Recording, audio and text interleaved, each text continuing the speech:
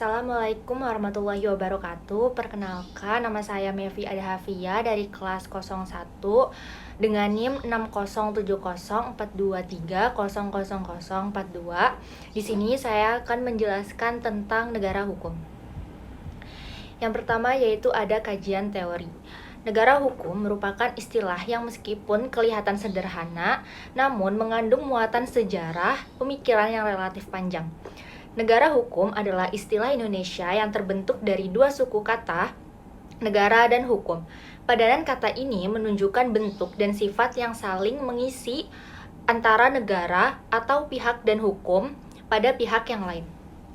Ada beberapa istilah asing yang dipergunakan sebagai pengertian negara hukum, yakni Rechtsstaat, Rule of Law, dan Etat de Droit.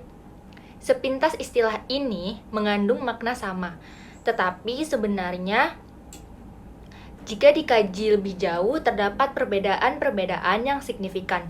Bahkan dalam perkembangan pemikiran konsep negara hukum, kedua istilah tersebut juga berkembang baik secara teoritis, konseptual maupun dalam rangka praktis operasional. Selanjutnya yaitu ada permasalahan. Permasalahan hukum dapat mencakup berbagai topik seperti pidana, kenegaraan, pertahanan, HAM, hingga keluarga.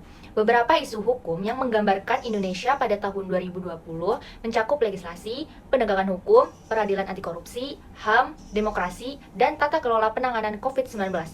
Beberapa permasalahan hukum yang sering terjadi di Indonesia meliputi pemerintah, jaksa, hakim, polisi, serta masyarakat Indonesia. Permasalahan hukum yang berkaitan dengan keluarga dapat mencakup perkawinan, perceraian, hak asuh anak, waris, dan lainnya. Selanjutnya, kita akan membahas tentang negara hukum.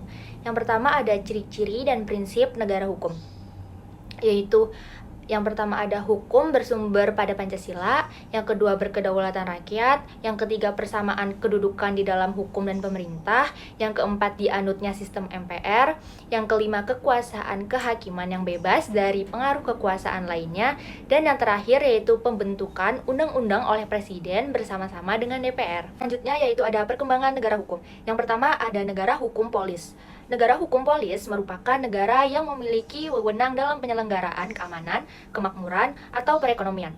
Pada jenis ini, negara bertugas menjaga tata tertib saja. Selanjutnya yang kedua yaitu ada negara hukum liberal. Negara hukum liberal hadir karena adanya kekecewaan atau sebagai bentuk reaksi terhadap konsep negara polis, yang mana ketika itu negara bertindak sewenang-wenang terhadap rakyat. Konsep negara hukum liberal diperkenalkan oleh Immanuel Kant. Selanjutnya yang ketiga yaitu ada negara hukum formal. Negara hukum formal merupakan negara hukum yang dapat pengesahan dari rakyat. Segala tindakan penguasa memerlukan bentuk hukum tertentu, harus berdasarkan undang-undang negara hukum. Formal ini disebut negara demokrasi yang berlandaskan hukum. Dan yang terakhir yaitu ada negara hukum material. Negara hukum material merupakan perkembangan dari negara hukum formal berdasarkan hukum material tindakan penguasa dalam hal mendesak demi kepentingan warga negaranya, dibenarkan atau berlakunya asas oportunitas. Selanjutnya yaitu ada upaya untuk menegakkan hukum di Indonesia. Di sini ada 5. Yang pertama yaitu menaati peraturan yang berlaku. Yang kedua menghormati keputusan hukum. Yang ketiga memberikan pengawasan.